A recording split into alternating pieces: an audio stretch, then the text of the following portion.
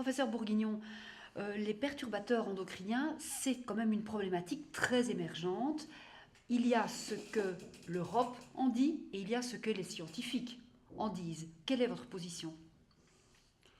Ma position, je la résumerai en disant que c'est une problématique suffisamment importante, à savoir sur laquelle on a suffisamment de données que pour se mobiliser et devoir prendre certaines décisions, mais aussi suffisamment vaste avec des champs d'ignorance tels qu'il faut qu'on continue de travailler, d'étudier et de faire de la recherche.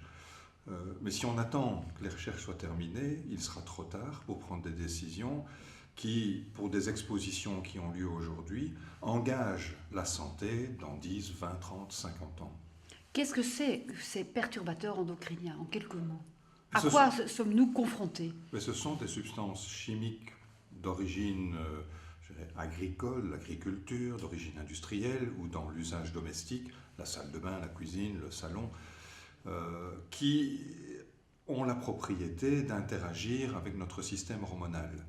Nous avons une cinquantaine d'hormones qui ont la particularité d'être un signal spécifique pour un type de récepteur comme une clé ouvre une porte, une serrure bien tenue. Ces perturbateurs, ils vont activer ou empêcher l'action de certaines hormones et pas nécessairement une seule. Et ils vont le faire de telle sorte que finalement, ce qui est vrai de nos hormones, à savoir l'effet se passe à des très petites doses, ils sont aussi capables de le réaliser, et qui plus est sous la forme de mélange, parce qu'on peut considérer qu'il y a plusieurs centaines de substances qui répondent ou qui sont susceptibles d'être des perturbateurs endocriniens et auxquels nous sommes exposés. Donc c'est là le défi, c'est d'identifier ces substances dans l'environnement et de mettre en place des mesures de protection ou de prévention, mais aussi les réglementations qui, pour les plus dangereuses d'entre elles, devraient les évincer de notre environnement. Ces perturbateurs chimiques sont-ils identifiés dans l'environnement? Est-ce que la liste est à jour ou il faut encore...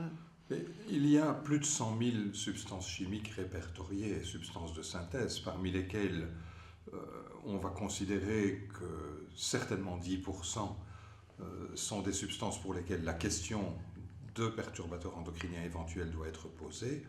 Et dès lors, on rentre dans la discussion, quels sont les critères? Qu'est-ce qui fait qu'une substance est un perturbateur endocrinien? Ce sur quoi planche la Commission européenne depuis un certain nombre d'années, avec un retard assez important, et des critères qui ne satisfont pas les scientifiques, parce que ces critères sont très restrictifs et finalement risquent de qualifier de non-perturbateurs endocriniens des substances qui auraient une telle activité. Mais que se passe-t-il avec ces perturbateurs endocriniens? Qu'est-ce que c'est que d'être perturbé dans ce Alors, système endocrinien? on peut dire que la santé est touchée sur 3 grands domaines. Celui du cerveau, et en particulier du développement du cerveau. Donc ici on parle du très jeune enfant et du fœtus surtout. Celui de la gestion de ce qu'on appelle le métabolisme, et ça va se traduire par l'obésité et le diabète de type 2. Et enfin, toute une série d'aspects de la reproduction, depuis le développement du système reproducteur, comme la descente des testicules par exemple, chez le garçon, jusqu'à l'intégrité de ce système, avec le risque de cancer au niveau de la prostate et du testicule qui est augmenté par ces substances. On peut peut-être épingler un produit et ses effets perturbateurs? Est-ce que ça, il y a des lignées connues, des mécanismes mis en évidence? Oui, disons, moi, les domaines, qui est mon domaine d'étude plus particulière, c'est le cerveau. Dans le domaine du neurodéveloppement, on sait que les hormones de la thyroïde sont vraiment essentielles. C'est pour ça d'ailleurs qu'on dépiste une absence de la thyroïde chez tous les nouveau-nés, et pour traiter très vite, pour pallier cette carence. Et une série de perturbateurs interfèrent avec ce système.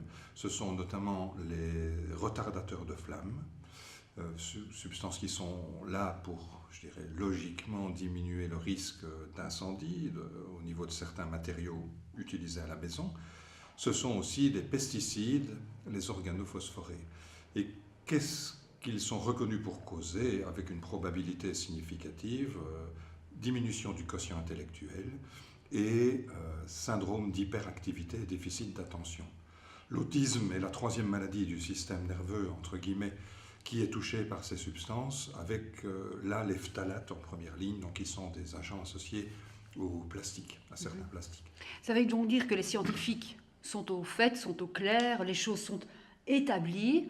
Comment faire entendre la voix scientifique dans cette matière?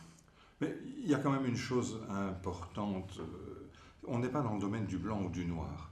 Et une évidence scientifique, c'est un curseur qui va avancer du blanc le long du gris, et à un moment, il faut considérer c'est suffisamment gris que pour qu'on prenne une décision. Et c'est d'ailleurs une difficulté pour nous parce que la Commission européenne fonctionne dans le blanc et le noir. C'est un perturbateur, ce n'est pas. Ça ne correspond pas à la réalité scientifique. Et les cancérigènes, par exemple, sont classés justement en fonction du degré d'évidence.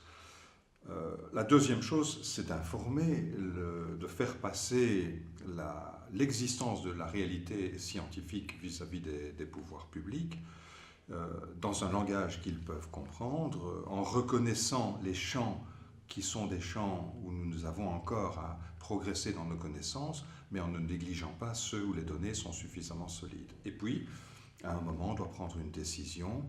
Nous avons en Europe le principe de précaution qui fait que justement, si à un moment on dit, mais pour montrer définitivement que cette substance est en cause, il faudra attendre 50 ans encore parce que ses effets apparaissent chez l'homme 50 ans plus tard, on ne peut pas attendre 50 ans, on utilise à ce moment-là le principe de précaution pour prendre une décision. Est-ce qu'il faut être alarmé par la situation, la présence des perturbateurs endocriniens?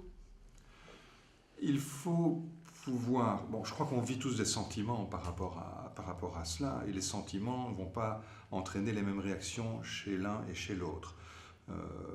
Il faut accepter qu'on a des sentiments, et une crainte peut être mobilisatrice comme elle peut être paralysante. Alors si vous me parlez d'une alarme paralysante, ça ne sert à rien. Donc il faut, je crois, chacun se poser la question de notre responsabilité dans le comportement quotidien pour essayer de prévenir ces effets.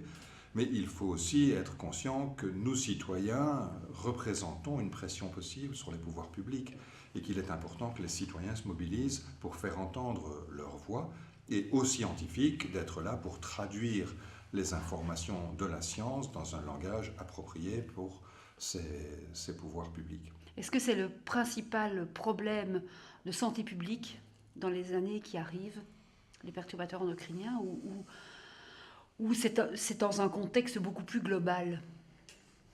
Alors, bon, vous savez, chaque chercheur a un peu le biais de son domaine d'intérêt. Donc, si je vous répondais oui, je devrais reconnaître que quelque part, je peux être habité par un biais. Ce qui me paraît plus important, c'est que des données de la science relativement récentes montrent que ces agents chimiques de l'environnement ont des effets en interaction avec d'autres aspects de l'environnement. Par exemple, être exposé à un perturbateur endocrinien si on a connu une malnutrition ou une insuffisance de nutrition pendant la vie fœtale ou un stress, ce sont deux choses qui vont interagir et donc qui rendent, je dirais, beaucoup plus compliquée mais aussi beaucoup plus réelle la situation. C'est que nous sommes soumis à des stresseurs, appelons-les comme cela, qui sont de nature chimique mais aussi d'autres natures.